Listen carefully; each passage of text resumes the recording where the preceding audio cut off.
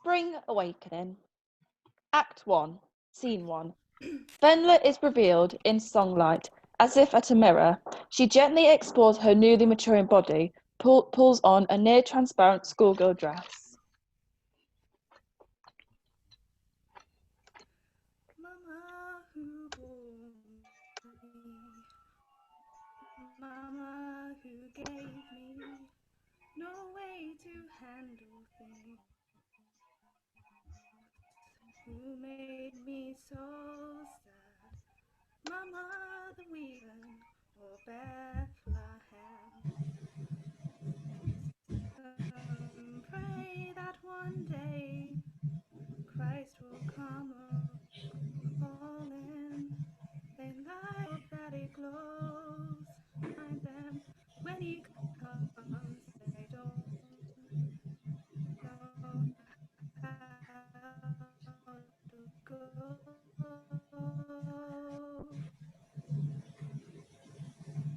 Mama who way to handle things, who's so bad. Mama the weeping, Mama the angels, no sleep in heaven or Bethlehem.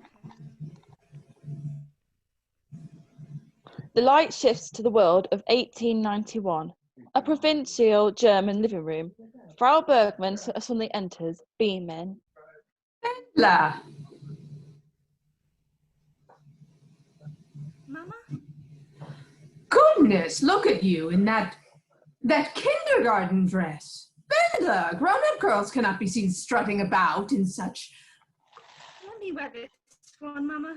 I love this one. It makes me feel like a little fairy queen. But you're already in bloom. Now, shh. You made me forget all our good news. Just imagine, Benda, last night the stork finally visited your sister, brought her another little baby girl. I can't wait to see her, Mama. Well, put on a proper dress and take a hat. Enda starts out, hesitates. Mama, don't be cross. Don't be.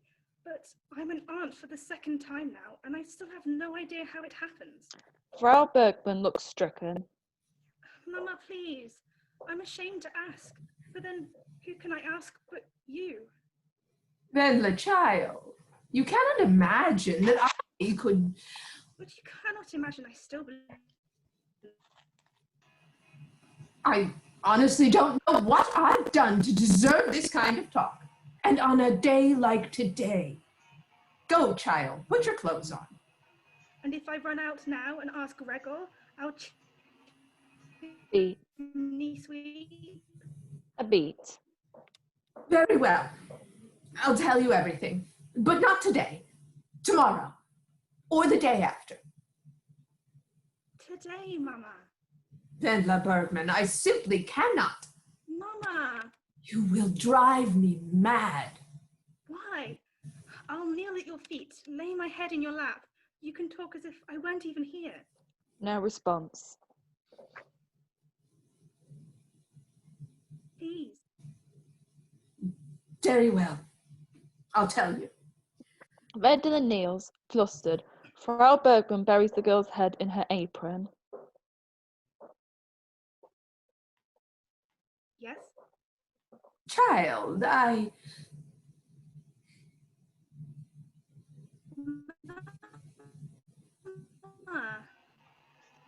All right then. In order for a woman to conceive a child, you follow me? Yes, Mama. For a woman to bear a child, she must, in her own personal way, she must love her husband.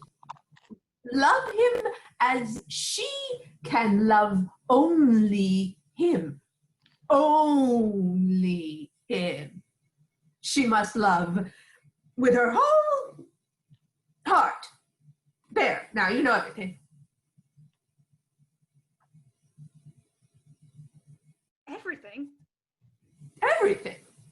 So help me. Mama. The lights shift. We are back in the sun world. Contemporary music sounds. The girls appear. Vendela rises and joins them. Shedding her 19th century formality, she sings, as do all the girls, in the manner of a contemporary young woman.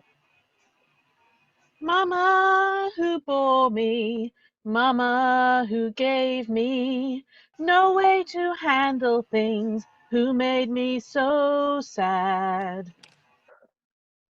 Mama the weeping, Mama the angels, no sleep in heaven or Bethlehem. Some pray that one day Christ will come a-calling. They light a candle and hope that it glows. And some just lie there crying for him to come and find them, but when he comes, they don't know how to go. Mama who bore me, Mama who gave me, no way to handle things, who made me so bad. Mama the weeping, Mama the angels, no sleep in heaven or Bethlehem. Scene 2. School. The boys sit upright at their desks, reciting from the girls' Aeneid. They stand, one after the other, for their recitation. Herr Sonnenstich walks the aisles beside them, listening. Again? Alto in mid-recitation. Vae suprum servae memorum Leonis ob Iram. Better her Lama Maya, continue her nicht. Multa quoque et bello passus tum conderet urbe. Her Rillo, from the beginning. Arma virum qui cano troie qui premis ab oris.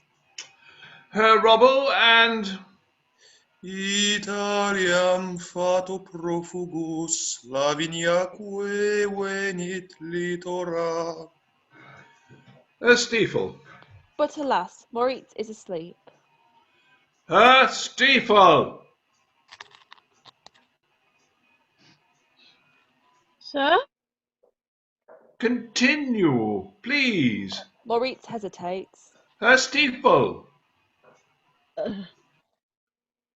Lavinique venit Yes. litora multum enim.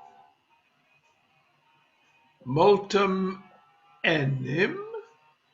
Multum olim. Olim? Multum olim? So then, somehow, the pious Innes has already suffered much in the days still to come. No response. Her Stiefel, No response. do you have any idea what you're saying, Her Stiefel? Moritz is too afraid to respond. Melchior rises. If you please. Pardon me? Melchior, covering gracefully. If you please, Herr Sonnenstich, can't we at least consider multum olim as a plausible conjecture for how the text might read?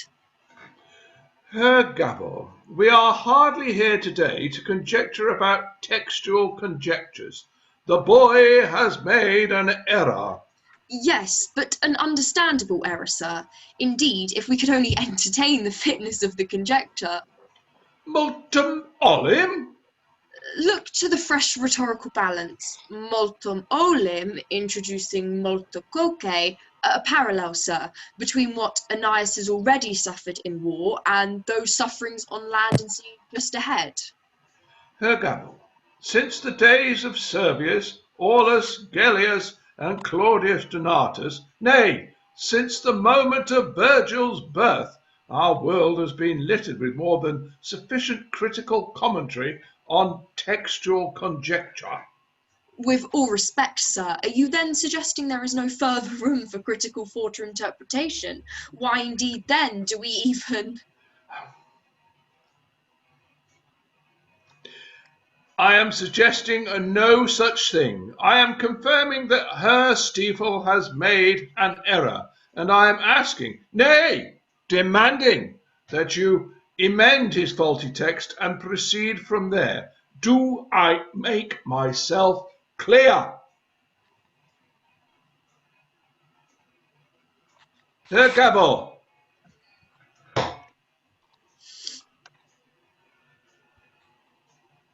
Herr Gabor, do I make myself clear?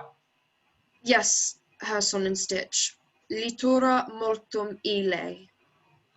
All of you, together with Melchior Gabor. Lavinac venit.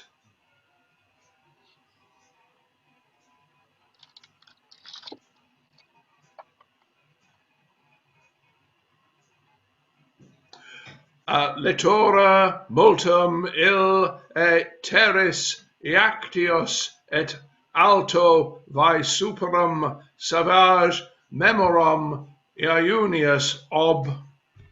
The boy's recitation grows louder, more insistent, more numbing, as if somehow we were entering into Melchior's psychic experience of it. A bit of contemporary, electronic music drifts through. Shimmering sunlight finds Melchior. He turns out and sings, like a rocker in concert. All that's known in history and science, overthrown at school, at home by blind men. You doubt them, and soon they bark and hound you, till everything you say is just another bad about you. All they say is trust in what is written. Wars are made, and somehow that is wisdom.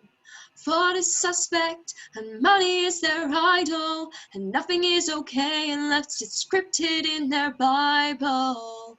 But I know there's so much more to find, just in looking through myself and not at them.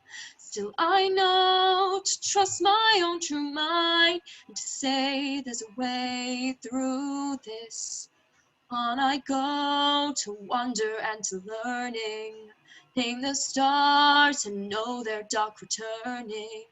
I'm calling to know the world's true yearning, the hunger that a child feels for everything they're shown. You watch me, just watch me, I'm calling, and one day all will know. You watch me, just watch me, I'm calling.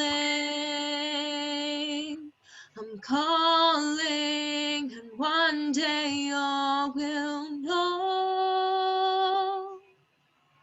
Melchior's song concludes. As he rejoins the boys in their recitation, the lights shift back to the classroom. Multa quoque e bello passus concondret orbem.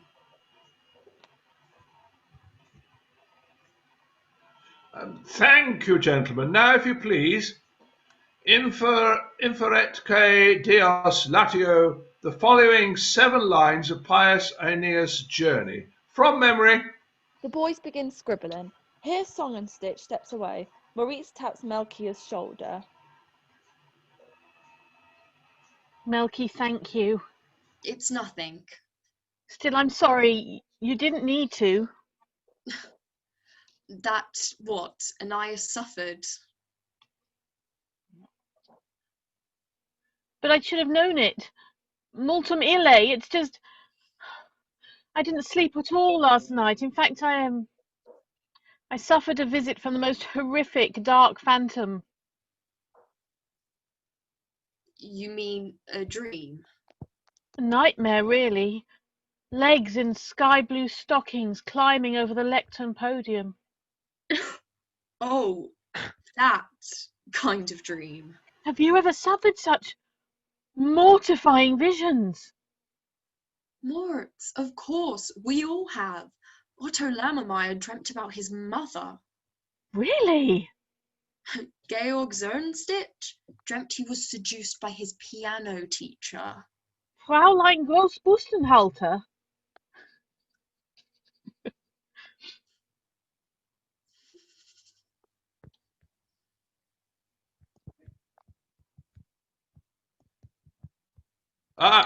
Moritz Stiefel, I need hardly remind you that of all our pupils, you are in no position to take liberties I will not warn you again. Maurice nods, absolutely petrified. An intense alt-rock guitar riff. Her Son Stitch freezes. The world around Maurice comes to a halt as a concert. Like light finds him. He turns out in song. God, I dreamed there was an angel who could hear me through the wall, as I cried out like in Latin, this is so not life at all. Help me out of this nightmare, then I heard her silver call. She said, just give it time, kid, I come to one and all. She said, give me that hand, please, and that itch you can't control. Let me teach you how to handle all the sadness in your soul. Oh, we'll work that silver magic and we'll aim it at the wall. She said, love may make you blind, kid, but I wouldn't mind at all. All the boys except Melchior begin to move, joining Maurice one by one, their energy building into a dance. Oh, it's the bitch of living with nothing but your hands. Just the bitch of living as someone you can stand. Each night it's like fantastic, tossing, turning without a rest. 'Cause my days at the piano with my teacher in her breast. And the music's like the one thing I can even get at all. And whose breast I mean, God, please, just as those apples fall. It's the bitch of living with nothing going on, just the bitch of living, asking what went wrong. Do they think we want this?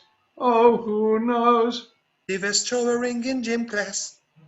Bobby Mailer, he's the best. Looks so nasty in those khakis. Got my whole life like some tests. Then there's Mariana Whelan, as if she'd return my call. It's like, just kiss some ass, man. Then you can screw 'em all. It's a bitch of living and living in your head. It's a bitch of living and wishing God is dead.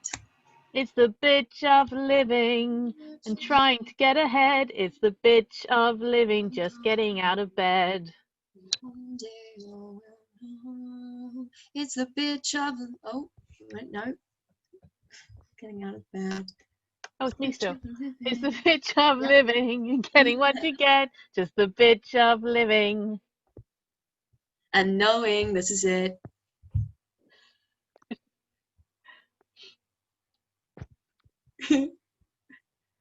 Oh, it's me. I've highlighted the wrong bit, sorry. God, is this it? This can be it. Oh God, what a bitch.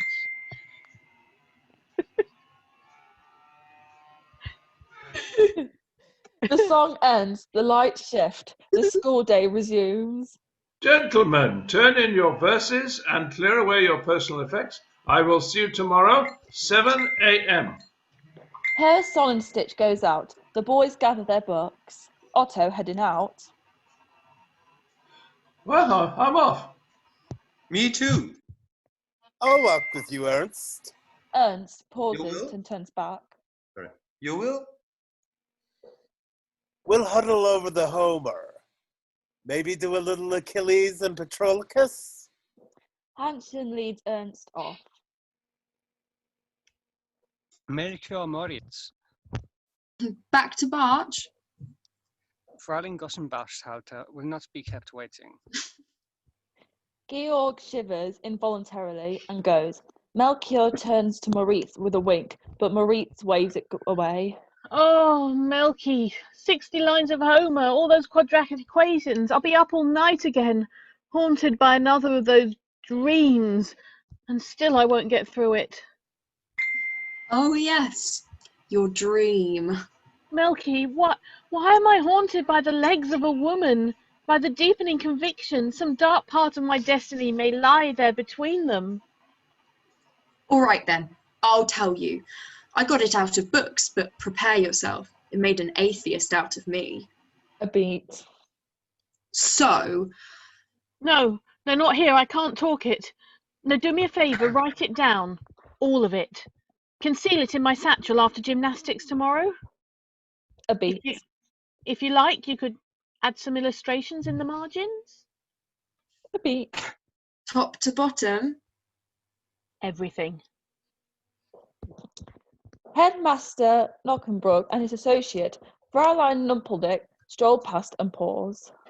Unfathomable, Fraulein Numpeldick. Herr Knockenbrook. Look at that. Melchior Gabor, a young man of distinct intellectual capability. Thoroughly distinct. A young man who could be our finest pupil. Our finest, Herr Knockenbrook. But there he is, polluting himself, cavorting about with that Neurasthenic imbecile Moritz Stifel? Thank heaven the upper grade only holds 60. Herr Knockenbrook and Fraulein Numpeldick go off.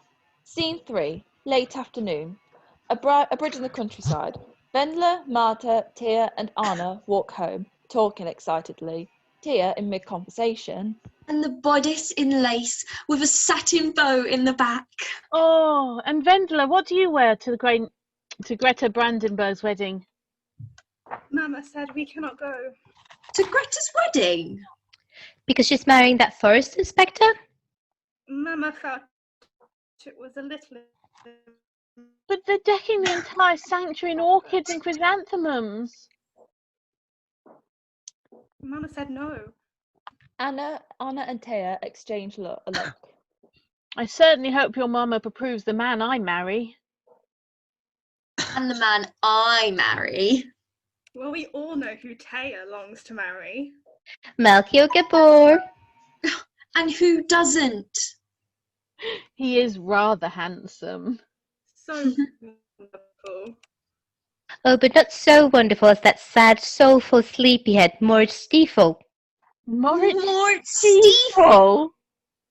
How can you even compare them? Melchior Gabor, he's such a radical. You know what the whisper is?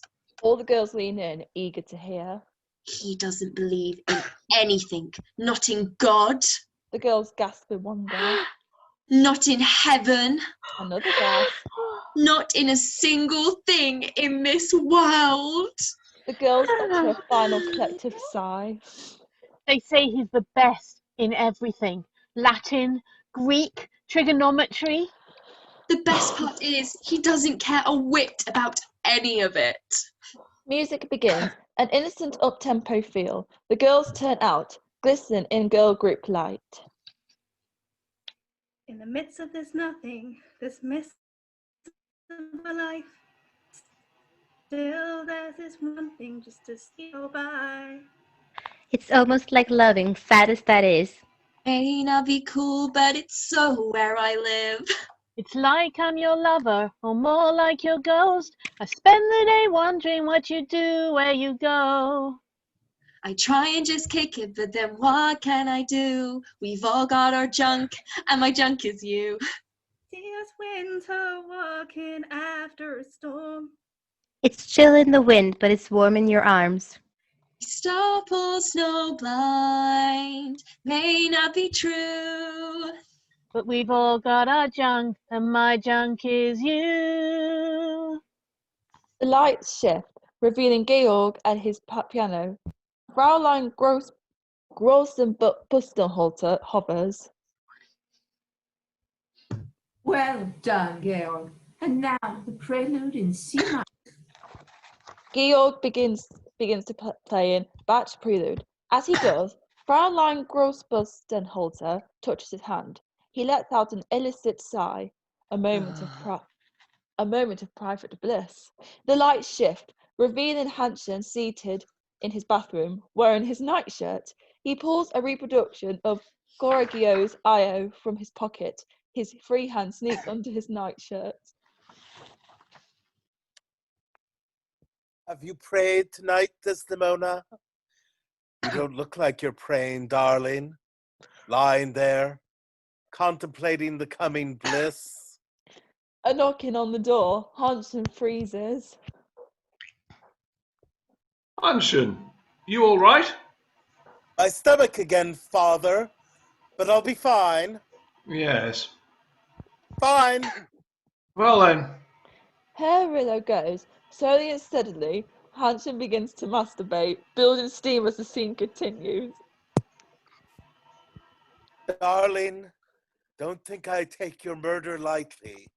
The truth is, I can hardly bear to think of the long nights ahead, but it's sucking the marrow from my bones, seeing you lie there, motionless, staring at me so innocently. One of us must go. It's you or me. The lights shift. Fraulein Grossbustenholzer sternly interrupts Georg's playing. No, no, Georg, please. Again. And this time, bring out the left hand. Fraulein Grossbustenholzer touched his hand again, double the bliss. Hansen dutifully switches hands to the left. Darling, why? Why do you press your knees together, even now, on the brink of eternity? Don't you see? It's your terrible chastity that's driving me to... A knocking at the bathroom door, Hansen freezes. Hansen, that's enough in there. Yes, sir. Son? 1 minute. Hansen waits listening. Herr Rillo goes. Hansen redoubles his exertions. One last kiss. Those soft white thighs, those girlish breasts. Oh, those cruel, cruel knees. Fraulein Grossbustenholzer claps, interrupting Georg's playing. Répétez, s'il vous plaît. Georg turns out and sings. We enter the world of his fantasy. Well, you'll have to excuse me. I know it's so off. I love when you do stuff that's rude and so wrong.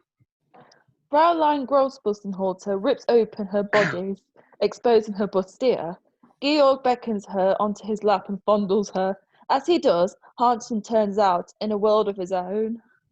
I go up to my room, turn the stereo on, shoot up some of you in the hue of some song. The girls surround Hansen, dancing. Oblivious to their charms, he only has eyes and thumbs for his I.O. The boys join in as a vocal chorus. I lie back, just drifting, and play out these scenes. I ride on the rush, all the hopes, all the dreams.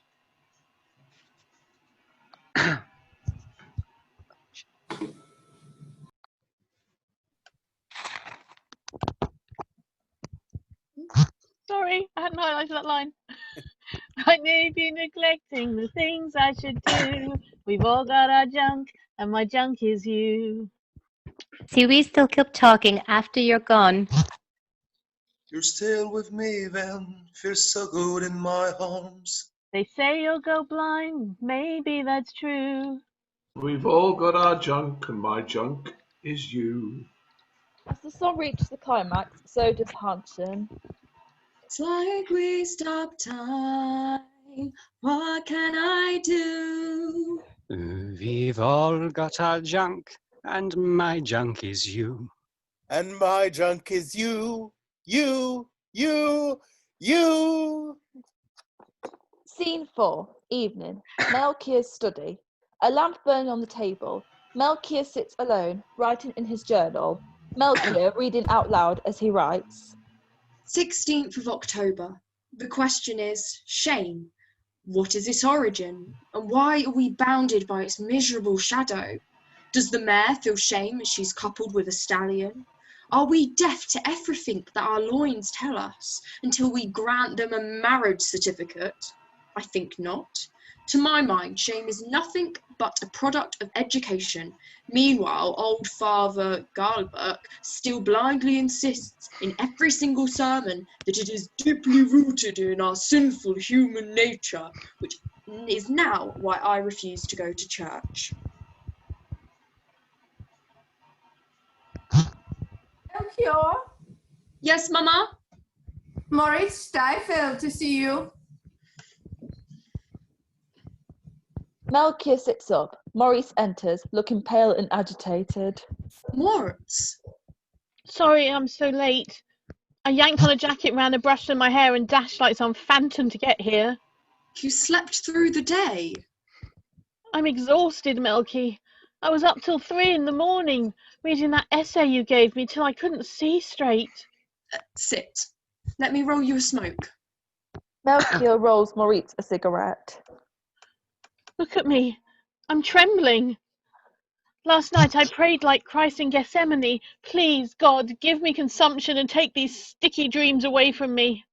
With any luck, you'll ignore that prayer. Milky, I can't focus on anything. Even now it seems like, well, I see and hear and feel quite clearly, and yet everything seems so strange. But all those illustrations I gave you, didn't they help illuminate your dreams? They only multiplied everything 10 times.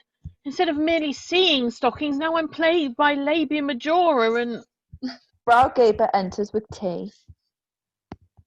Here we are with tea. Herr Steifel, how are you? Very well, thank you, Frau Gabor. Frau Gabor skeptical. Yeah? Melchior busted him. Just think, Mama. Mort was up reading all through the night. Conjugating Greek. You must take care of yourself, Moritz. Surely your health is more important than ancient Greek. Indicating his books. Now, what have you been reading, Melchior? Faust, actually. Really? At your age? It's so beautiful, Mama.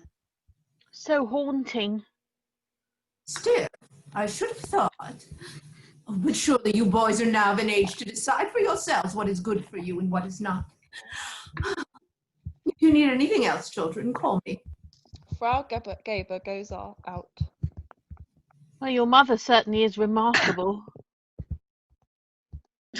Until she catches her son reading Gayeth. I think she must meant the story of Gretchen and her illegitimate child. Yes, you see how obsessively everyone fixes on that story? It's as if the entire world were mesmerised by penis and vagina. Well, I am. All the more so, I'm afraid, since reading your essay. What you wrote about the female. I can't stop thinking about it. This part here, is it true? Absolutely. But how can you understand that, Melky? What the woman must feel? Giving yourself over to someone else? Defending yourself until finally you surrender and feel heaven break over you. Moritz nods. I just put myself in her place and imagine. Really? Flipping through the essay, one diagram after another, increasingly mesmerised. What it feels like for the woman. A 12-string guitar sounds, subtle chords, a world of longing. The boys and girls gather around Melchior and Moritz and in radiant light, singing and moving as a chorus. The boys hold copies of Melchior's essay. Where I go, when I go there, no more memories anymore, only drifting on some ship, the wind that whispers of the distance to shore. Where I go, when I go there, no more listening anymore, only hymns upon your lips, a mystic wisdom rising with them to shore. Touch me just like that, and that, oh yeah. No, that's heaven. No, but I'll like God, that's so nice. Now lower down where the figs lie. Melchior turns back to Moritz. The lights shift back to the lamplit study, but the boys and girls hover, singing quietly, underscoring the scene. Moritz, still in his private moment with the diagrams. Still, you must admit, with all the differing... Mispronouncing with a hard G. Genny... Melchior corrects his pronunciation. Genitalia. Genitalia. It truly is daunting. I mean, how everything might... Measure up? Moritz looks stricken, Fit? more stricken. Morts, not that I'm saying I myself have ever. Not that I'm saying I would ever not want. Morts? I have to go. Moritz abruptly rushes out, Morts, wait! but he's gone. Malkia more to himself. Morts. Frau Gaber enters and clears the tea. Melchior, what is it? Nothing, Mama. Is Moritz gone? Yes. Well, he does look awfully pale, don't you think? I wonder, is that Faust really the best thing for him? Frau Gaber exits. Malkia shakes his head, incredulous. The world recedes. All re-enter the song.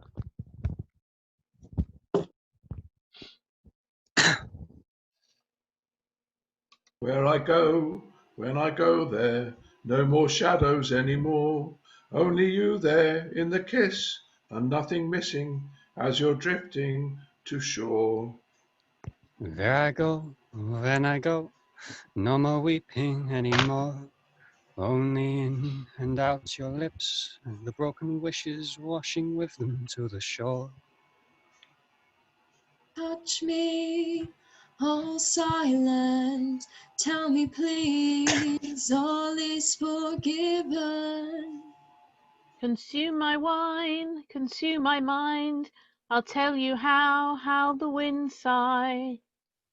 Touch me. Just try it, now there, that's it. God, that's heaven. I'll love your light, I'll love your right. We'll wander down where the sins cry. Touch me just like that, now lower down where the sins lie. Love me just for a bit. We'll wander down where the winds sigh. Where the winds sigh, where the winds sigh. Scene 5, afternoon. Melchior and Vendela discover each other in the woods. Melchior Gabor. Melchior, in disbelief. Vendela Bergman, like a tree nymph fallen from the branches. What are you doing, alone up here? Mama's making May wine. I thought I'd surprise her with some woodruff. And you? This is my favourite spot, my private place, for thinking. Oh, I'm sorry. No, please. She pauses. So, how have you been doing? Well, this morning was wonderful. Our youth group brought baskets of food and clothing to the day labourers' children. I remember when we used to do that, together. You should have seen their faces, Melchior. How much we brightened their day. Actually, it's something I've been thinking a lot about. The day labourers? Our little acts of charity. What do you think, Vendela? Can our Sunday school deeds really make a difference? They have to, of course. What other hope do these people have? I don't know exactly, but I fear that industry is fast determining itself firmly against them. Against us all, then? Thank you. Yes. It seems to me what serves each of us best is what serves all of us best. Indeed. A beat. Vendela Bergman, I've known you all these years and we've never truly talked.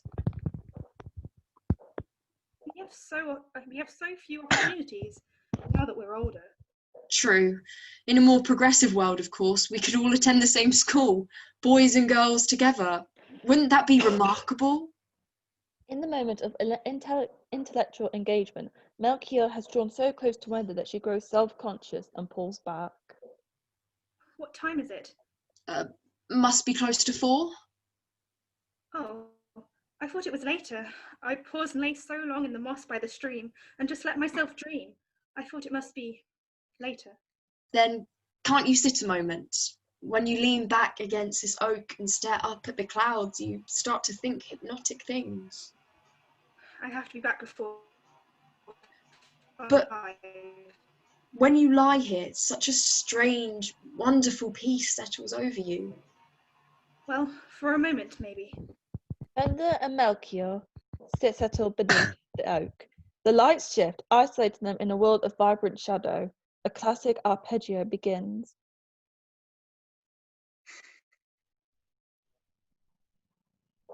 Just too unreal, all this. Watching the words fall from my lips. Dating some girl with hypotheses. Haven't you heard the word of your body? Melchior reaches, tentatively takes Wendler's hand. They begin a private path to the ducks. Don't feel a thing you wish. Grasping at pearls with my fingertips. Holding her hand like some little tease. Haven't you heard the word of my wanting? Oh, I'm gonna be wounded. Oh, I'm gonna be your wound. Oh, I'm gonna bruise you. Oh, you're gonna be my bruise. Just too unreal all this. Watching his world slip through my fists. Playing with her in your fantasies. Haven't you heard a word how I want you?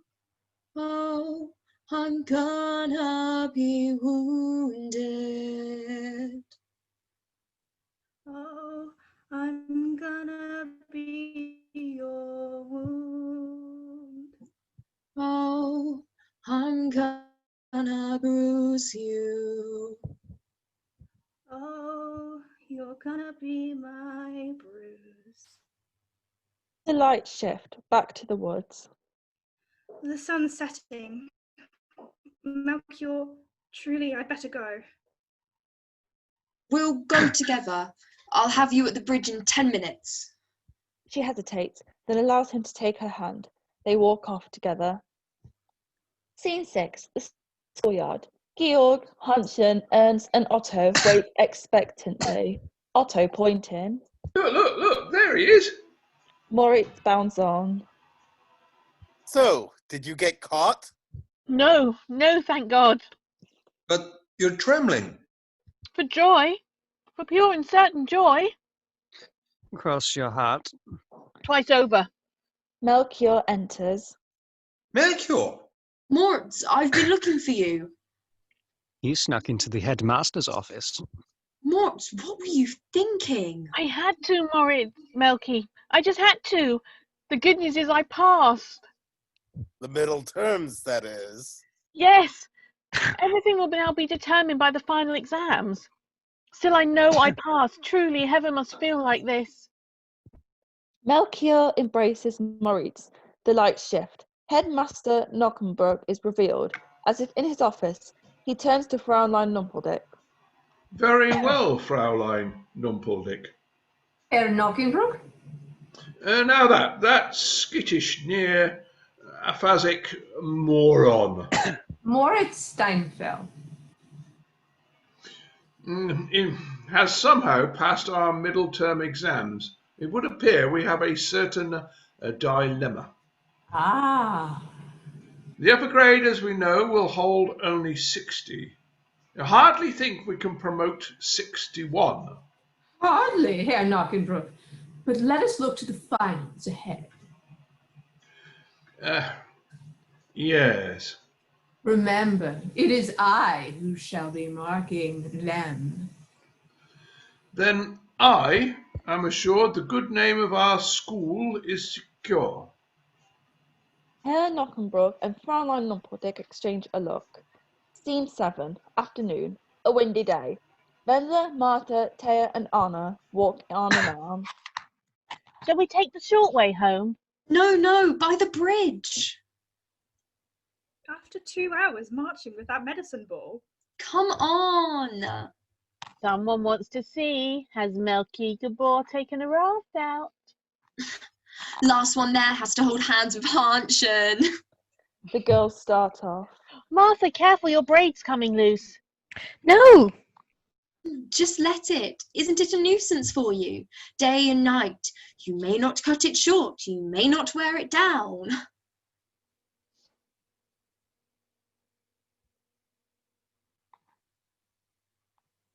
Tomorrow I'm bringing scissors. For God's sake, Wendla, no! Papa beats me enough as it is. Really? No, it's nothing. Marta? Martha, we're your friends. A beat. Well, when I don't do as he likes, What? some nights, Papa yanks out his belt. But where is your mama? Well, we have rules in this house. Your father will not be disobeyed. A beat. The other night, I ran for the door. Out the door, all right, like that. That's where you'll spend the night, out on the street. No! It was so cold. My God. A beat. He beats you with a belt. Anything. With a buckle. Marta rolls up her sleeve. Right there. Oh my God. Marta, the welts, they're terrible. We must tell someone. Anna, no. But we must. No, please. They throw me out for good. Like what happened to Ilse, you mean? Remember. But still. Anna, no. The utter degradation. Just look what's become of Ilse now, living who knows where with who knows who.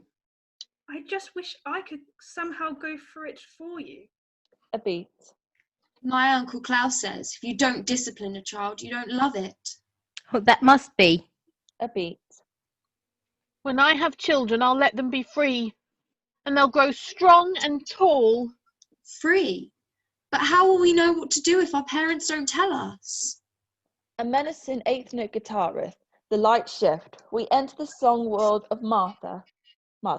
Her mother, Frau Bezel, casting a long shadow. Over the course of the first verses, Wendla, Anna, and Taya walk off, one after the other. Martha, time for bed now. There is a part I can tell about the dog I know well. Martha, No response. No response. put on that new nightgown, the pretty ruffled one your father bought you. You say time for bed now, child. Mom just smiles that smile. Just like she never saw me.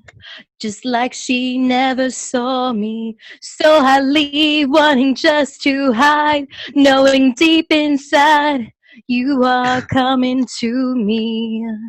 You are coming to me. You say all you want is just a kiss goodnight. Then you hold me and you whisper, child, Lord won't mind. It's just you and me. Child, you're a beauty. God, it's good, the loving ain't it good tonight. You ain't seen nothing yet, gonna treat you right. It's just you and me. Child, you're a beauty. A knocking on a door. Ilse is revealed in songlight. Her father, Herr Newman, peers out of the dark. Ilse? Ilse, it's story time. I don't scream, though I know it's wrong. I just play along. I lie there and breathe, lie there and breathe. I want to be strong. I want the world to find out that you're dreaming on me and my beauty. Me and my beauty. You say all you want is just a kiss goodnight. Then you hold me and you whisper, child, the Lord won't mind. And it's just you and me. Child, you're a beauty. God is good, the loving ain't it good tonight. You ain't seen nothing yet, gonna teach you right. It's just you and me. Child, you're a beauty. There is a part I can't tell, about the dark I know well. There is a part I can tell about the dark I know well. There is a part I can't tell about the dark I know well. There is a part I can tell about the dark I know well. Blackout. Scene 8. The woods. Melchior sits, writing his journal. Melchior reading aloud as he writes. 27th November.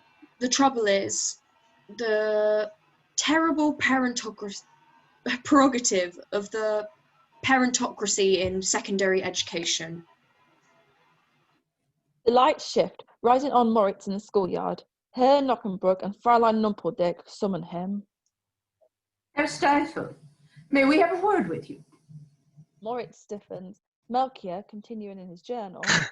A world where teaching, like parents, view us as merely so much raw material for an obedient and productive society. Herr Knockenbrook and Fräulein Numpeldick approach Moritz and address him in a private conversation. A unified, military-like body where all that is weak must be hammered away. Herr Knockenbrook and Fräulein Numpeldick continue on their way, leaving Moritz looking like a ghost. Where the progress of the students reflects back only on the rank and order of the facility, and therefore a single low mark can be seen as a threat to... Moritz wanders off, lost. Wendler approaches Melchior. Melchior? You!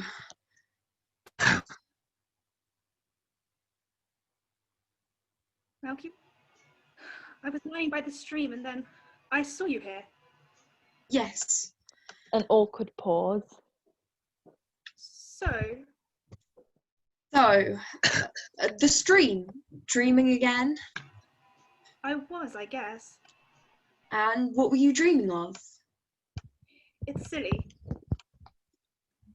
Tell me. I dreamed I was a clumsy little girl who spilt my father's coffee, and when he saw what I had done, he yanked out his belt and whipped me.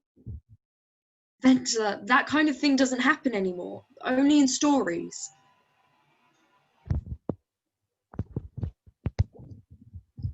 After Basil is beaten almost every night. The next day you can see the welts. It's terrible.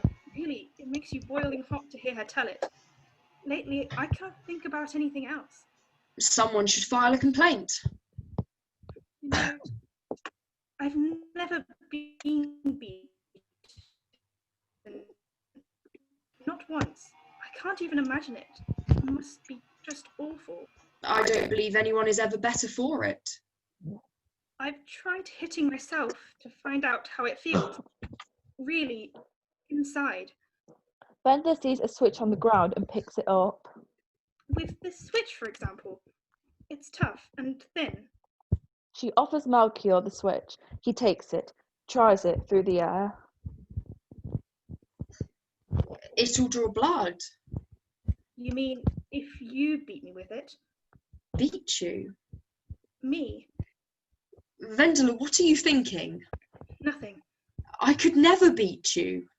But if I let you? Never. But if I asked you to? Have you lost your mind? Not a battle. Vendela, you can't envy someone. You can't envy someone being beaten. But I've never been beaten my entire life. I've never felt... What? Anything. No response. Please, Melchior. She offers him her backside. He considers, then strikes her lightly. I don't feel it. Maybe not with your dress on? Wendler hikes her skirt, offering Melchior the prospect of her somewhat more exposed backside. On my legs, then. Vendela!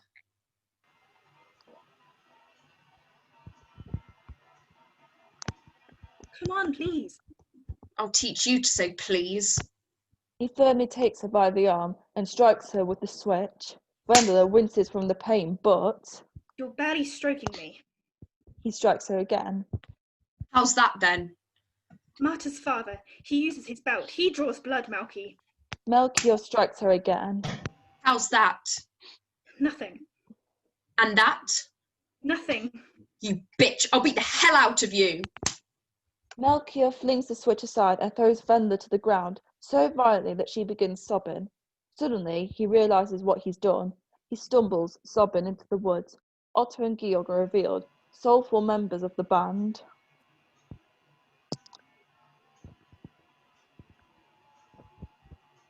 Oh, you're gonna be wounded. Oh, I'm gonna be your wound. Oh, I'm gonna bruise you. Oh, you're gonna be my bruise. Scene 9. The Stiefel sitting room. Moritz approached his father, Herr Stiefel. Father? Moritz? Moritz remains silent. Yes? Well, I was wondering, hypothetically speaking, what would happen if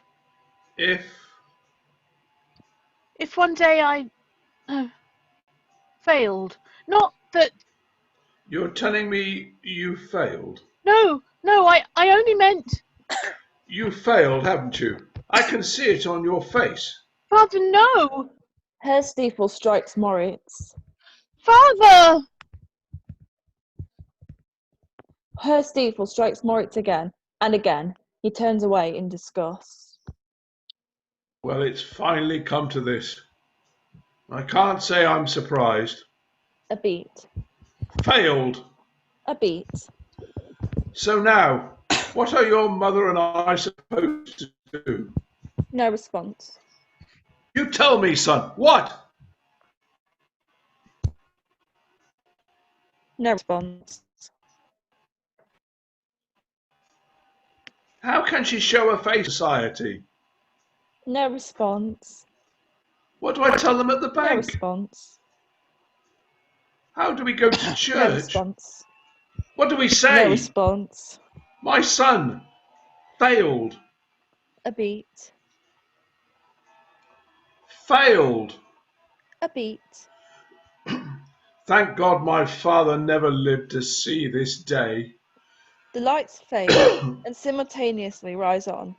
Scene 10. Two discrete spaces are revealed. Over the course of the scene, the lights shift back and forth between them. Frau Gaber sits, as if in her study, writing a letter. Moritz steps forward on the other side of the stage, in brilliant concert light, reading that letter. A driving beat underscores the scene, building as Moritz sings. Dear Herr Stiefel, Moritz, I've spent the entire day thinking about your note. Truly, it touched me that you'd think of me as a friend. Of course, I was saddened to hear that your exams came off rather less well than you'd hoped, and that you will not be promoted come fall. And yet, I must say, straight away, that fleeing to America is hardly the solution. And even if it were, I cannot provide the money you request. Well, fine. Not like it's even worth the time. But still, you know you wanted more. Sorry, it won't change. Been there before. You would do me wrong, Herr Stiefel, to read into my refusal any lack of affection. On the contrary, as Melchior's mother, I truly believe it to be my duty to curb this momentary loss of... The thing that sucks, okay, for me, $1,000, I'm like scot-free. I mean, please, that's all I need. Get real, okay, but now you know the score. Should you like, I am ready to write to your parents. I will try to convince them that no one could have worked harder last semester, and also that too rigorous a condemnation of your current misfortune could have the greatest possible effect on... You want to laugh, it's too absurd. You want to ask, can't hear a word. You want to crash and burn, right? Tell me more. Still, Herr Stiefel, one thing in your letter disturbed me.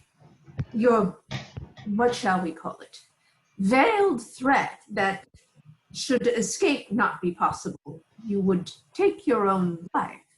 Okay, so now we do the play. Act like, well, we care, no way. You're right, my folks, well, okay, babes, how that goes. My dear boy, the world is filled with men, businessmen, scientists, scholars even, who have done rather poorly in school and yet have gone on to brilliant careers. Consider, for example, that rare and estimable essayist Leopold They're not Ababald. my home, not anymore, not like they so were before. Still I'll spit and they'll like, well, who knows? Who knows? Who knows? In any case, I assure you that your present misfortune will have no effect on my feelings for you or on your relationship with Melchior. The boys stride forward, one after the other, and join Maurice, a rousing punk rock anthem. Well, fine. Not like it's even worth the time, but still, you know you wanted more. Okay, so nothing's changed. Heard that before. You want to laugh, it's too absurd. You start to ask, can't hear a word. You're gonna crash and burn. Right, tell me more. You start to cave, you start to cry, you try to run, nowhere to hide.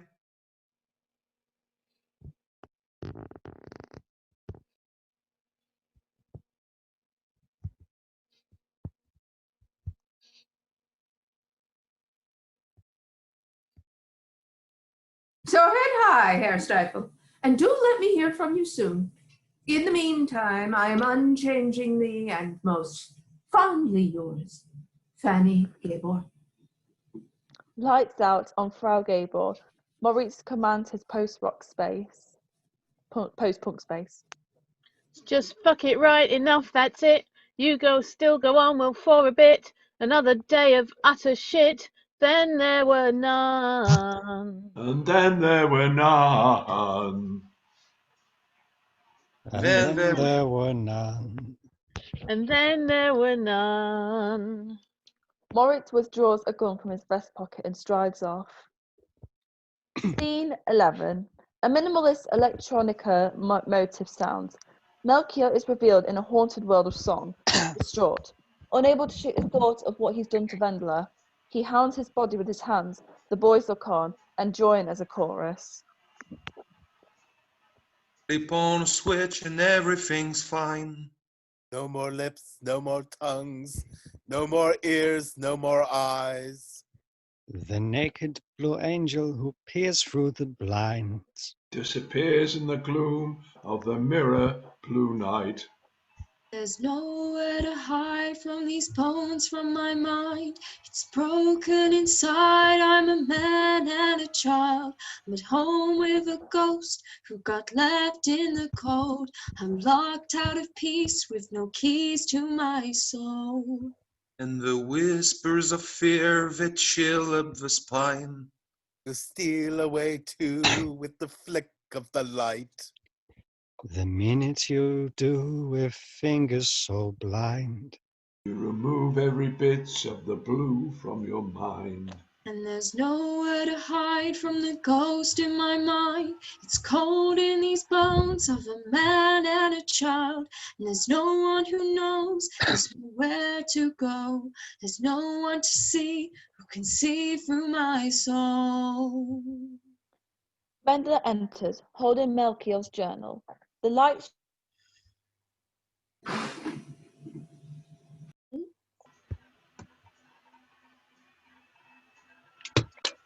Oh, here you are. Go away, please. There's a storm coming, you know. You can't sit sulking in some hayloft. Out. Everyone's at church, rehearsing for a Michaelmas chorale. I slipped out. Yes, well, Your friend Moritz Stiefel is absent. Someone said he's been missing all day. I expect he's had his fill of Michaelmas. Perhaps.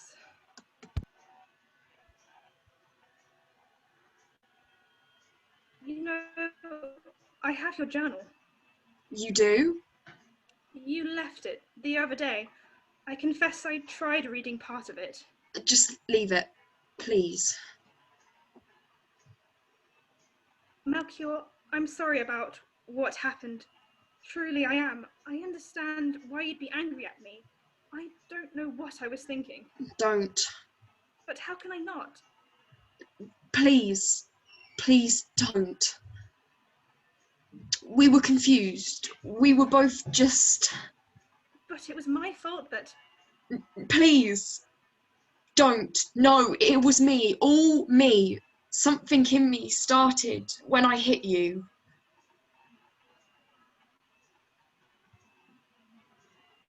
Something in me too.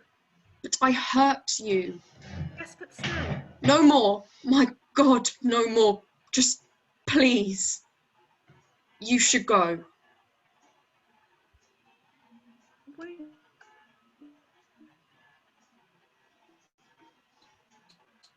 Won't you come out to the meadow now? We can rain, get soaked to the skin and not even care. Forgive me. It was me. All me. I can hear your heartbeat, Vendela. Oh, Melky, I don't know. No matter where I am, I hear it beating. And I hear yours.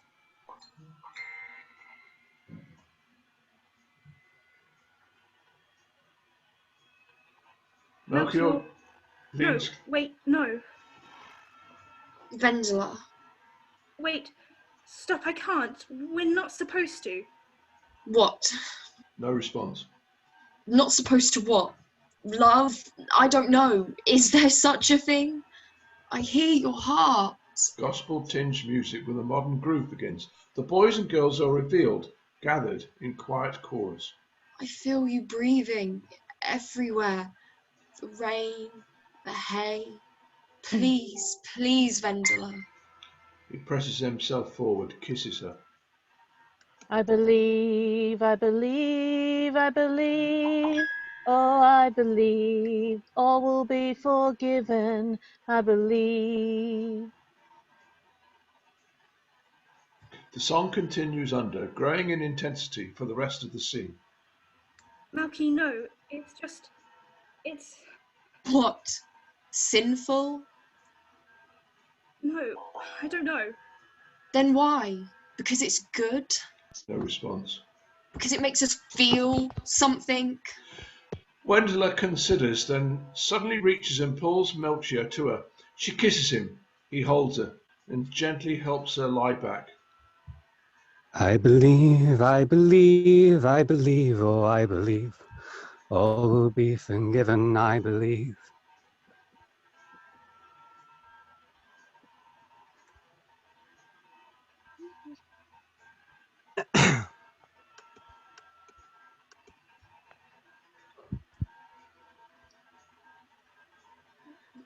Oh yeah, she's not here. I believe, I believe, I believe, oh, I believe there is love in heaven, I believe. Don't be scared. Wendela hesitates, then nods. Melchior kisses her, touches her breast.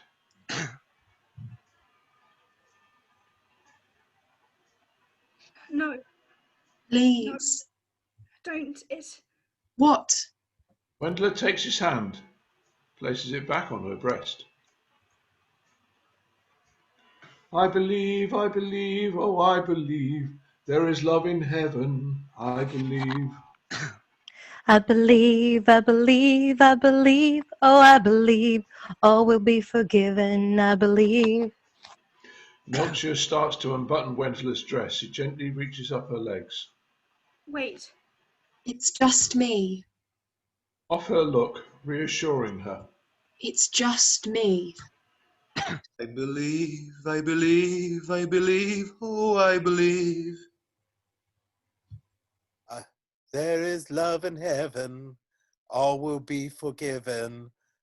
There is love in heaven, all will be forgiven. There is love in heaven. All will be forgiven. There is love in heaven. All will be forgiven. There is love in heaven. All will be forgiven. Melchior reaches inside Wendela's undergarments, strokes her gently. Now there. Now that's... Yes? Yes. As the song continues, Melchior climbs on top of Wendler, lowering his pants. I believe there is love in heaven. I believe all will be forgiven.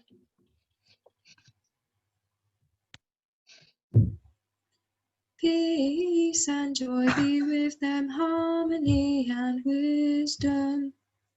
Peace and joy be with them, harmony and wisdom. Melchior penetrates Wendler. Melchior, oh, I believe. The song ends, the lights fade, end of Act 1. Act 2, Scene 1, dusk, church. The same time, the same day as the close of Act 1. Music underscores as Father Kalbach delivers his sermon. Let us then turn today, children, to an adage much loved of Martin Luther. To God, to our parents, to our teachers, we can never render sufficient gratitude. The scene shifts, revealing Wendler and Melchior in the hayloft. They are once again in their moment of lovemaking, as Father Kalbach continues. How well we know these words may strike our modern ear as merely quaint, as dubious, as old, and yet, let us pose this question. Each of us within our dark heart, in what ways have we honoured or dishonoured our father and mother? In what ways have we strayed in soul, in body, from all the wise instruction of our clergymen, our teachers? The light fades on Father Kalbach. Melchior gently withdraws himself from Wendler. You all right, Wendler? A song begins, subtly sweeping electronic keyboards. Concert light finds Wendler. The light shifts between the world of cloudless song and the lovers' uncertain moment in the hayloft. The boys and girls look on and sing as a chorus. something started crazy, sweet and unknown. Something you keep in a box on the street. Now it's longing for a home. And who can say what dreams are? Wake me in time to be lonely and sad. And who can say what we are? This is a season for dreaming. And how our bodies are the guilty ones who touch and color the hours. Night won't breathe. Oh, how we fall in silence from the sky and whispers silver reply. Still intent on his question, Melchior. Wendler? I think so. Yes. Pulse is gone and racing, all fits and starts. Window by window you try to look into the brave new you that you are. And who can say what dreams are? Wake me in time to be out in the cold. And who can say what we are? This is the reason for dreaming. Now our bodies are the guilty ones. Our touch will fill every hour. Hard and dark, oh our hearts will murmur the blues from on high, then whisper some silver reply. Whoa, whoa, whoa. The boys and girls gather like an alt-rock choir around Melchior and Wendler. Father Kalbach is again revealed in church. Ah, but children, in what ways have we cloaked and hidden even from ourselves the secret bargains we have made with our own devils? Now our bodies are the guilty ones. Moritz strides on, waving everyone away. Enough! Enough! Enough! The lights go electric, holding on Moritz. Scene 2. Moritz looks out as if he were the front man in a garage band. Awful sweet to be a little butterfly, just swinging over things and nothing deep inside, nothing going wild in you, you know. You're slowly by the riverside, or floating high and blue, or maybe cool to be a little summer wind, like once through everything and then away again, with a taste of dust in your mouth all day, but no need to know. Like sadness, you just sail away, 'cause you know I don't do sadness, not even a little bit. Just don't need that in my life, don't want any part of it. I don't do sadness. Hey, I've done my time. Looking back on it all, man, it blows my mind. I don't do sadness. So been there, don't do sadness, just don't care. The song ends and the lights shift. Twilight, a river. Moritz stands alone. He withdraws a gun from his pocket. Ilse suddenly enters, sees him. Moritz Stiefel? Frantically hiding the gun, Moritz. Ilse, you frightened me. Did you lose something? Why did you frighten me? A beat. Damn it. What are you looking for? If only I knew. Then what's the use of looking? A beat. So where have you been keeping yourself? Priapia, the artist's colony. Yes. All those old buggers. Moritz, also wild, so bohemian. All they want to do is dress me up and paint me. That Johann Friedendorf, he's a wicked one. Actually always knocking easels down and chasing me, grabbing me with his paintbrush. Then that's men. If they can't stick you with one thing, they'll try another. Oh God, Moritz. The other day we all got so drunk I passed out in the snow. Just lay there unconscious all night.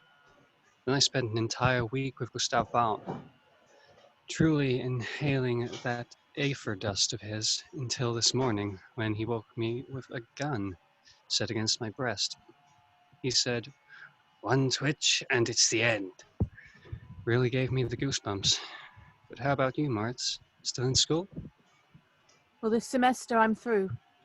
A beat. God, you remember how we used to run back to my house and play pirates? Wendler Bergman, Melchior, Gaber, you and I. A plaintive guitar sounds. A spotlight finds Ilse. Spring and summer, every other day. Blue wind gets so sad, blowing through the thick corn, through the bales of hay, through the open books on the grass. Spring and summer, sure when it's autumn, wind always wants to creep up and haunt you, whistling it's got you, with its heartache, with its sorrow. Winter wind sings and it cries. Spring and summer, every other day. Blue wind gets so pained, blowing through the thick corn, through the bales of hay, through the sudden drift of the rain. Spring and summer. The lights shift. Twilight resumes. Actually, I'd better go. Walk as far as my house with me. And? We'll dig up those old tomahawks and play together. Moritz, just like we used to. We did have some remarkable times, hiding in our wigwam. Yes, I'll brush your hair and curl it, set you on my little hobby horse. I wish I could. Then why don't you? 80 lines of Virgil, 16 equations, a paper on the Habsburgs. The world goes neon again. So maybe I should be some kind of laundry line. Hang their things on me, and I will swing am dry. You just wave in the sun through the afternoon, and then you'll see they'll come to set you free beneath the rising moon. 'Cause you know I don't do sadness, not even a little bit. Just don't need it in my life, don't want any part of it. I don't do sadness. Hey, I've done my time looking back on it all. Man, it blows my mind. I don't do sadness. So been there, don't do sadness. Just don't care. Spring and summer, every other day. Blue wind gets so lost, blowing through the thick corn, through the bales of hay. Spring and summer, every other day. Blue wind gets so lost, blowing through the thick corn, through the bales of hay, through the wandering clouds of dust. Spring and summer. The concert light fades. Good night, Elsa. Good night. Virgil, the equations, remember? Just for an hour. I can't. Well, walk me at least. Honestly, I wish I could. You know, by the time you finally wake up, I'll be lying on some trash heap. Ilse goes. Moritz winces. For the love of God, all I had to do was say yes. Calls Ilsa! after her. Ilsa! He waits. If only he could run after her, but now she's gone. So what will I say? I'll tell them all, the angels, I got drunk in the snow and sang and played pirates. Yes, I'll tell them I'm ready now. Now I'll be an angel. Moritz sighs, looks out on the night. He withdraws the gun from his pocket. 10 minutes ago, you could see the entire horizon. Now only the dust, the first few stars. So dark, so dark, so dark. Moritz cocks the hammer of the gun, sets the gun in his mouth. Blackout. Scene 3. A cemetery in the pouring rain. Moritz's father, Herr Stiefel, stands stoic beside an open grave. Frau Gabel approaches the grave to offer a flower. As she does, Melchior is revealed in songlight. He begins to sing, giving voice to Herr Stiefel's inner thoughts. One by one, the boys and girls step forward, dropping a flower on Moritz's grave, then continuing on their way, rejoining as a chorus. Fold his hands and smooth his tie and gently lift his chin. Were you really so blind and unkind to him? Can't help the itch to touch, to kiss, to hold him once again.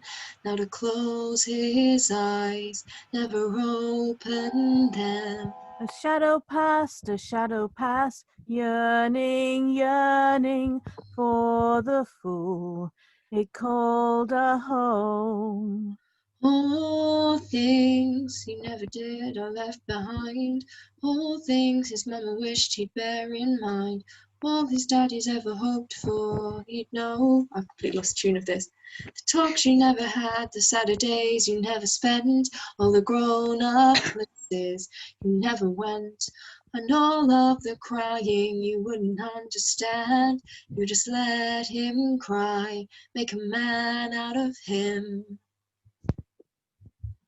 A shadow past, yearning, yearning for the fool it called a home. All things he ever wished or left behind. All things his mama didn't make his mind. And how his daddy hoped he'd grow. All things he ever lived or left behind. All the fears that ever flickered through his mind. All the sadness that he'd done to come his own. Oh. Here Stiefel moves to drop his flower, but hesitates. Melchior touches Herr Stiefel's chest, and the man abruptly collapses in grief, weeping over his son's grave. Oh, oh, a shadow passed, yearning, yearning for the fool it called a home. And it whistles through the ghost still left behind. It whistles through the ghost still left behind. It whistles through the ghost still left behind. Oh. Melchior drops the final flower. Scene 4. The headmaster's office. Herr Knockenbrook summons Fraulein Knoppledick. Fraulein Knoppledick, Herr Knockenbrook? we must take immediate and decisive steps lest we be perceived as one of those institutions afflicted by the veritable epidemic of adolescent suicide. Indeed, sir. But it will not be an easy war to win. It's not only the moral corruption of our youth, but the creeping sensuality of those liberal-minded times. I couldn't agree more. It's war. Naturally, there must be casualties. A beat. Brings the boy in. Certainly, Herr Knockenbrook. Fraulein Knoppledick beckons Melchior in. It would seem, young man, that all roads end in you. You do know what I mean. I'm afraid. As well one would be, 2 days after his father learned of the young Moritz Stifle. Moritz Stifel's death. He searched through the boy's effects and uncovered a certain depraved and atheistic document which made terribly clear the utter moral corruption of the young man, a corruption which no doubt hastened the boy's end. Without question, Herr Knockenbrook. I am referring, as you may know, to a 10-page essay entitled, coyly enough, The Art of Sleeping With, accompanied by, shall we say, lifelike illustrations. Oh, Knockenbrook, if I could... Behave properly? Yes, that would be another affair entirely. Entirely. For our part, we have made a thorough examination of the handwriting of this obscene document and compared it with that of every single pupil. Sir, if you could show me only one obscenity... You must now answer only the precisely stated questions with a swift and decisive yes or no. Melchior Gabor, did you write this? Herr Knockenbrook and Fraulein Knoppledick turn and stare at Melchior. Music sounds, a dirty electric guitar chord seemingly prompting a song. Herr Knockenbrook and Fraulein Knoppledick exchange a look, then turn again and stare at Melchior. The guitar chord sounds again. Did you write this? Herr Knockenbrook and Fraulein Knoppledick turn and stare, awaiting an answer. The lights shift. A rocking beat kicks in. The boys and girls appear. Melchior turns out. There's a moment you know you're fucked. Not an inch more room to self-destruct. No more moves, oh yeah, the dead end zone. Man, you can't call your soul your own. But the thing that makes you really jump is that the weirdest shit is still to come. You can ask yourself, hey, what have I done? Or just to fly the little guys, they kill for fun. Man, you're fucked if you just freeze up. Can't do that thing, that keeping still. But you're fucked if you speak your mind. And you know, you will. Yeah, you fucked all right, and all for spite. You can kiss your starry ass goodbye. Oh, fucked, will they mess you up? Well, you know they're gonna try. Blah, blah, blah, blah, blah, blah, blah. Blah, blah, blah, blah, blah, blah, blah. The lights shift back to the headmaster's office. Herr Knockenbrook and Fraulein Knoppledick again summon Melchior's attention. Over the course of the next exchanges, the lights shift back and forth between the worlds of song and scene. Her Gabor. Disappear, yeah, well, you wanna try, wanna bundle up into some big ass lie, long enough for them to all just quit, long enough for you to get out of it. Her Gabor, answer me.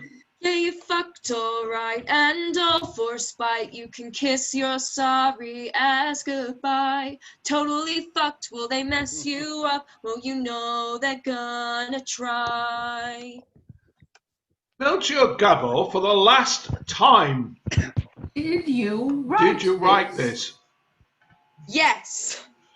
Knockenbrook gestures and Melchior is led away. The lights go psychedelic. Yeah, you fucked alright, and all for spite. You can kiss your sorry ass goodbye. Totally fucked. Will they mess you up? Well, you know they're gonna try. And now even the grown-ups join the song. Blah blah blah blah blah blah blah blah blah blah blah blah blah blah.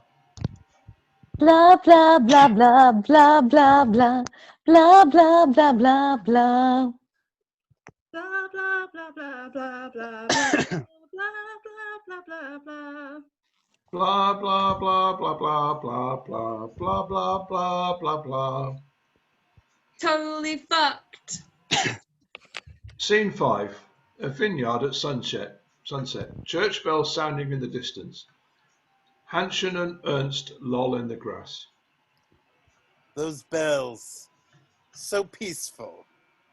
Yeah, I know. Sometimes when it's quiet, in the evening like this, I imagine myself as a country pastor, with my red-cheeked wife, my library, my degrees.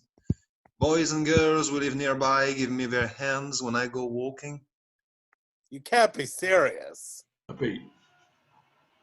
Really, Ernst, you're such a sentimentalist. The pious, serene faces you see on the clergy, it's all an act to hide their envy. Hanschen deftly scoots closer to Ernst. Trust me, there are only 3 ways a man can go. He can let the status quo defeat him, like Moritz. He can rock the boat like Melchior and be expelled. Or he can bide his time and let the system work for him, like me. Hanschen scoots even closer to Ernst. Think of the future as a pail of whole milk. One man sweats and stirs, churning it into butter, like Otto, for example. Another man frets and spills his milk and cries all night, like Georg. But me? Well, I'm a pussycat. I just skim off the cream. Just skim off the cream? Right. But what about the... Off Hanschen's look. You're loving? What? Enskin? The lights shift. Hanschen leans into the spotlight and smoothly croons. Cream away the bliss. Travel the world within my lips. Fondle the pearl of your distant dreams. Haven't you heard the word of your body? Oh, you're gonna be wounded. Oh, you're gonna be my wound. Oh, you're gonna bruise too. Oh, I'm gonna be your bruise. The lights shift back. Hanschen leans over and kisses Ernst. Oh, God. I know. When we look back, 30 years from now, tonight will seem unbelievably beautiful. And in the meantime? Why not? Hanschen kisses Ernst deeply. On my way here this afternoon, I thought perhaps we'd only talk. So are you sorry we... Oh no, I love you, Enskin. I has never loved anyone.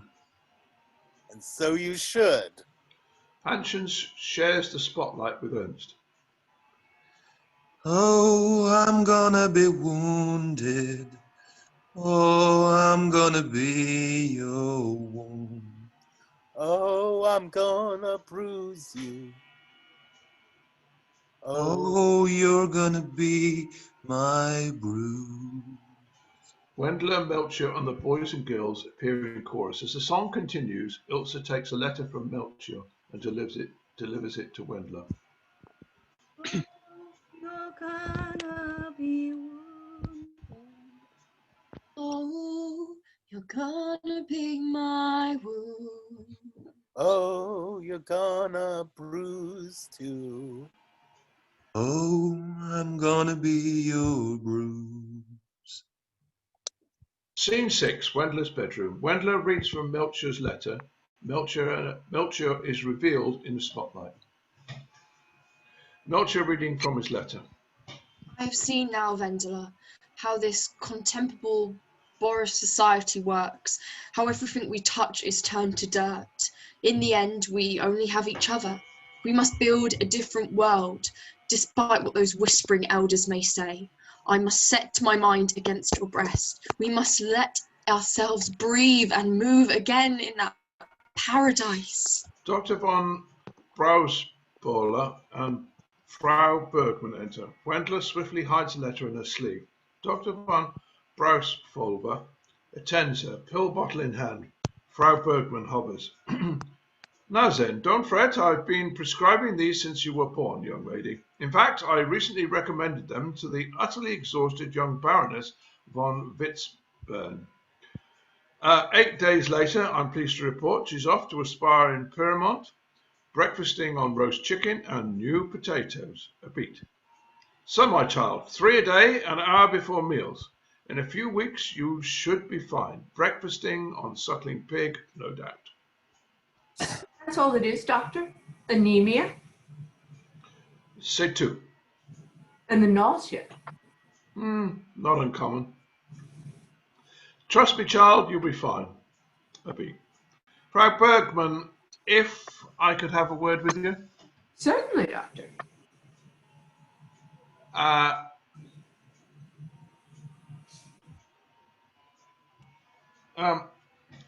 Frau Bergman leads Dr. von Brausvolver out. Wendler sits quietly touching the letter in her sleeve. In a moment, Frau Bergman re-enters and stares at her. Mama? Wendla, what have you done? To yourself? To me? No response. Wendla! I, don't know. You don't know. Dr. von Brauspulver said I'm anemic. Probably. You're going to have a child. Child? But I'm not married. Precisely. Wendla, what have you done? I don't know. Truly, I don't. Oh, I think you know. And now I need his name. His name? But what are you... Abruptly realizing. That... How could that... I just wanted to be with him. To hold him and be close to him. Wendla, please, no more. You'll break my heart. Beet. My God, why didn't you tell me everything? Frau Bergman slaps Wendler. Well, you're going to have to tell me who. No response. Wendla, I'm waiting. Wendler looks off into the distance. Georg Zerznik? No response. Then who? No response. Anshin Rilo? No response. Moritz Steifel? No response. Melchior Gabor? Wenderly quietly bursts into tears. Wendla. Melchior Gabor? No response. Wendla. Wendler reluctantly hands Melchior's letter to her mother. As Frau Bergman opens it, Wendler stands spotlight like a singer in concert. She remains in this pool of light, her song playing in counterpoint to the following scenes. Whispering, hear the ghost in the moonlight. tomorrow doing a new dance through their bones, through their skin, listening to the souls in the fool's night, fumbling with their rude hands, and there's heartache without end. The light shift. Melcher's home. Melcher's father, Herr Gabor, addresses Frau Gabor. Herman, this is our son. For 15 years, my darling, I've followed your lead. We have given the boy room, and now we must eat of the bitter fruit. He has shown himself utterly corrupt. He has not. Hear me out. But I have. Melchior wrote an essay, every word of which was true. Are we so afraid of the truth we will join the ranks of cowards and fools, twisting his naive act into evidence against him? I will not have Melchior sent to some reformatory, pent up with degenerates and genuine criminals. Gabor looks away, pained. See the father bent in grief, the mother dressed in mourning. Sister crumples and the neighbors grumble. Her issues warning. And now I must break your heart. Withdrawing a letter from his pocket. This afternoon, Frau Bergman came to see me, bearing a letter. Melcher wrote to young Wendler, telling her he has no regret for what transpired in our hayloft. Impossible. That he only longs to find again that bit of paradise. Let me see that. Yes, do have a look. Frau Garber takes it and is horrified by what she reads. History, little miss didn't do right. Went and ruined all the true plans.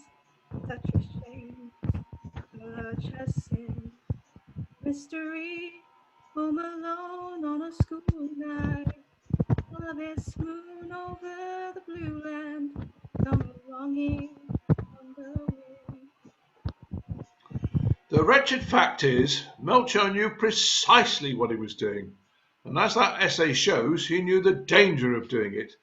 And yet he went ahead, defiling himself and all but destroying that girl.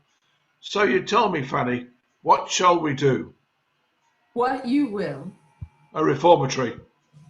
Herr Garbo confronts Frau Garbo. She gazes into the distance, stricken. The lights on them fade. Had a sweetheart on his knees, so faithful and adoring, and he touched me, and I let him love me. Oh, let that be my story. Listening for the hope, for the new life, something beautiful, a new chance. Here it whispering there again. Scene 7. A reformatory. In a darkened corner, Melcher opens a letter from Wendler. Dear my Melchior, I only pray this letter reaches you. I have written so many and have heard nothing back. When I think of your life in that terrible place, my heart aches. If only I could be close to you and talk to you. I have such remarkable news. Something's happened, Melchior. Something I can barely understand myself. A group of boys breaks in. Melcher quickly pockets the letter.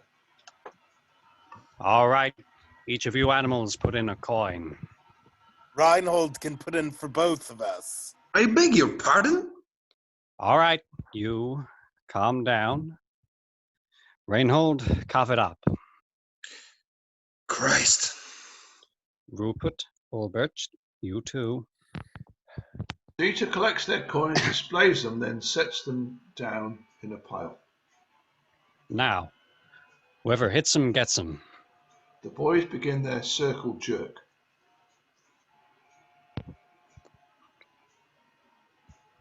Wait! What are you looking at? Who? Melchior freezes. Gabor. He just wants a part of the sport. No, thank you. Oh no. Why would he dirty his hands? Right. Saving it for the better things. What do you mean? Oh, a good girl, was she? Wasn't she? Nobody taught the poor boy what parlor maids are for. He was too busy fucking his slut. You shit! Melchior lunges at Rupert. Rupert draws a straight razor, holds it to Melchior's throat. Careful. Razor burn. Bastard. Check his pockets for money. Yes. Finds the letter in Melchior's pocket. Now, what's this? A letter from his bitch? Animals. Reading from the letter with exaggerated prissiness. My dear Melchior, I only pray this letter reaches you. I have written so many and have heard nothing back. Something in the text catches his eye. Oh, hang on. The perfect thing to grease the works. Listen up. Son of a bitch. The scene shifts. A private garden. Frau Bergmann greets Schmidt. Frau Bergmann. Thank you for meeting me. Your name was given to me by a doctor friend, my daughter. I understand. Now listen to my instructions carefully. This Thursday after nightfall, bring the girl to me. Gartenstrasse number 11. The door below the tavern. Knock 3 times, and 3 times only. My daughter? The procedure, is it safe? We do what we can. The scene shifts back. The circle jerk is well underway. In my bed each night, I have so many dreams of the better world that we will build together with our child. Child. You didn't know. Put a pup in the bitch and didn't even know. Forget the coins. We'll use Mommy's letter. Dieter tosses the letter into the center of their circle. The circle jerk intensifies. And you can lick it up. Melchior seizes the moment, wrests the razor from Rupert, and breaks free. Melchior brandishes the blade, fighting the boys back. Get him! Grab him! Melchior leaps over the reformatory wall. The boys in hot pursuit. The scene shifts. Frau Bergmann leads Gwendolyn up a darkened street. But where are we going, Mama? Frau Bergmann leads the girl to where Schmidt waits. Frau Bergmann hands him some marks. Frau Bergmann, good. I'll take her now. Frau Bergmann pulls Gwendolyn by the hand and gives her to Schmidt. Mama? I'll be there with you every moment. As Schmidt takes hold of Gwendolyn, Frau Bergmann lets her go. Schmidt leads Gwendolyn off. Mama, don't leave me. Mama? Frau Bergmann looks around nervously and then bolts up the block. Scene 8, the bridge. The girls huddle out around Ilsa. She reaches into her dress, pulls out a letter from Melchior. Ilsa, I have been running for days, but at last I am back. Now I beg you, for the sake of our old friendship, bring Wendla to meet me tonight, in the graveyard behind the church. Oh no. I will be waiting there at midnight. Melchior Gabor. Ilsa looks up from the letter.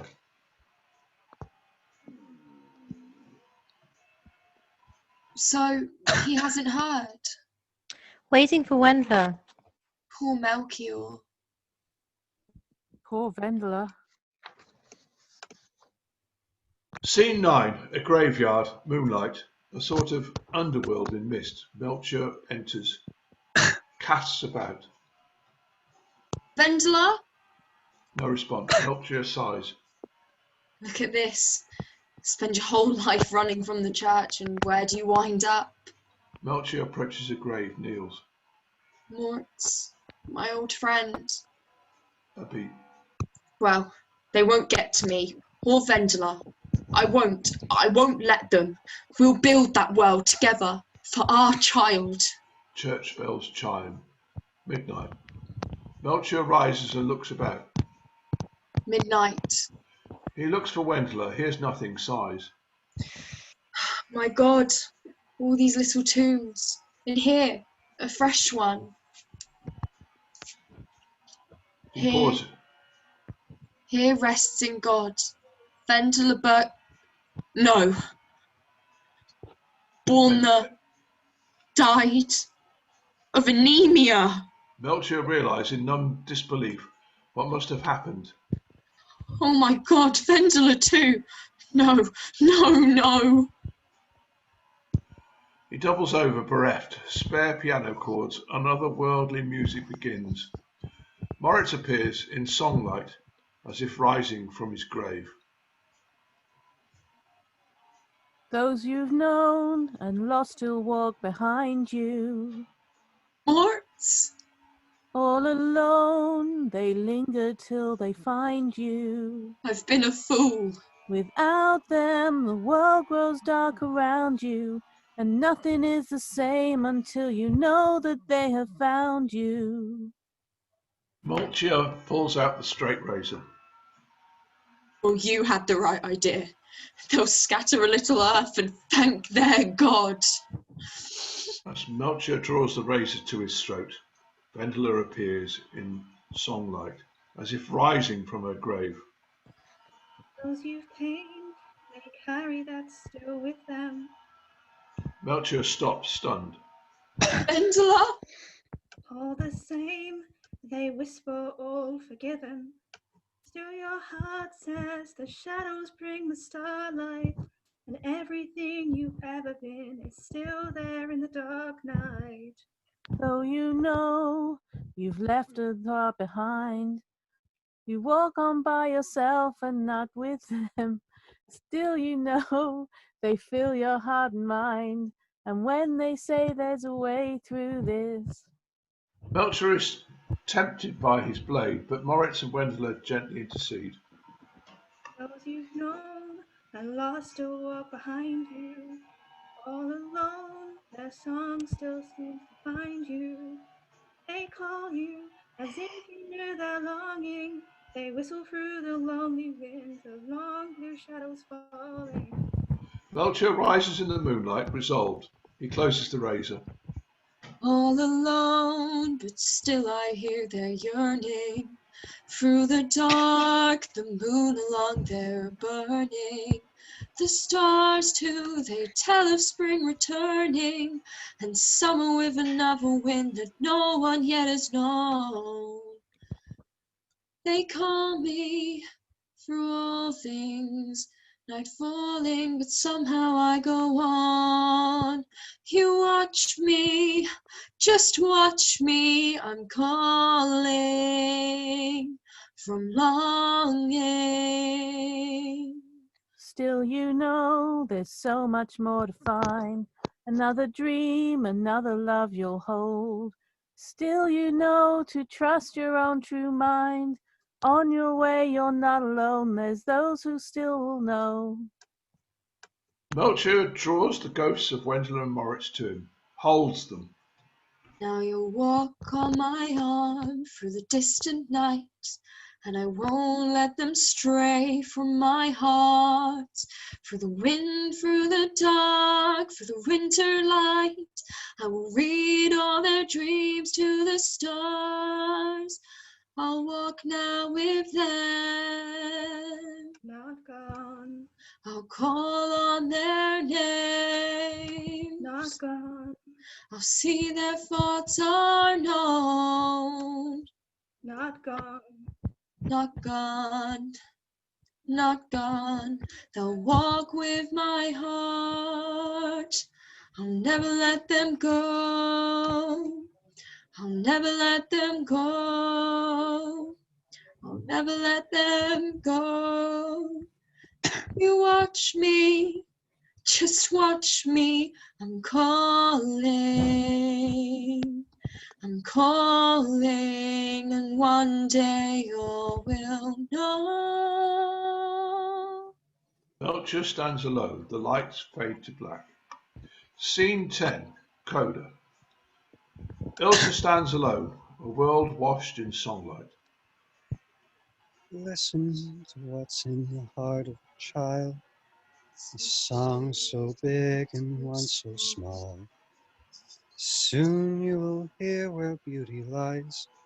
You'll hear and you'll recall the sadness and doubt, all the loss and grief will belong to some play from your past.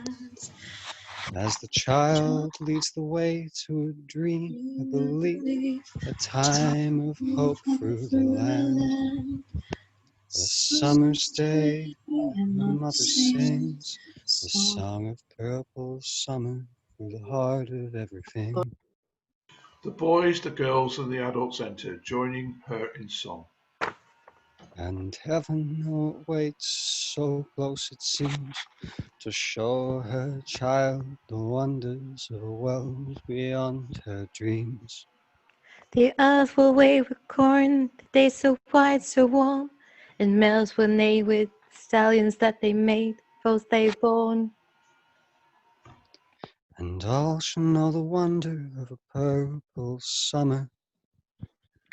And so I wait, the swallow brings a song of what's to follow, the glory of the spring.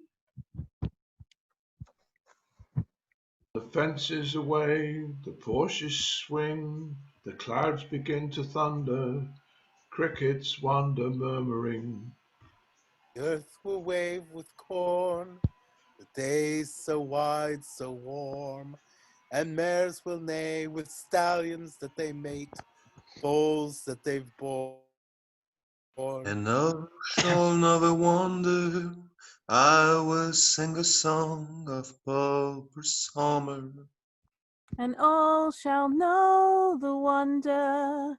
I will sing the song of purple summer. All shall know the wonder of purple summer. Yeah. Yay. I completely forgot the tune of Purple Summer.